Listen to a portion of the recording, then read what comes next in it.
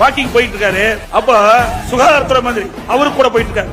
அப்ப கேக்குறாரு, என்னுடைய மகன் கழக தலைவன் படம் நடிச்சாரு, அது எப்படி இருக்குது, நல்லா இருக்குதா, நிறைய வசூல் ஆகுதா, பாருங்க என்ன நாட்டு மக்கள் எப்படி கேட்க மாட்டேங்கிறாரு, ஓட்டு போட்ட மக்கள் எப்படி கேட்க மாட்டேங்கிறாரு, வசூல் எப்படி இருக்குன்னு கேட்கிறாரு. அவர் நல்லா இருக்குதுங்க, பிரமாண்டமா இருக்குது, ஏன்னா அப்படித்தானே சொல்லுவாங்க, இல்லையா மந்திரி பதவி போயிருப்பேன்.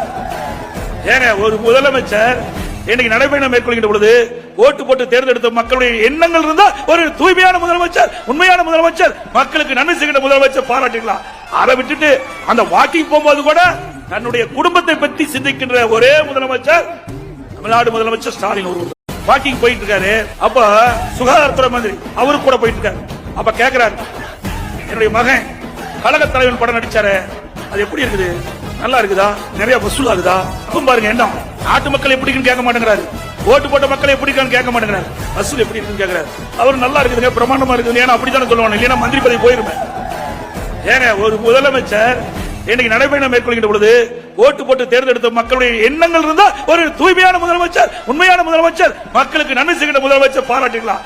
அதை விட்டுட்டு அந்த வாக்கிங் போகும்போது கூட தன்னுடைய குடும்பத்தை பற்றி சிந்திக்கின்ற ஒரே முதலமைச்சர் தமிழ்நாடு முதலமைச்சர் ஸ்டாலின்.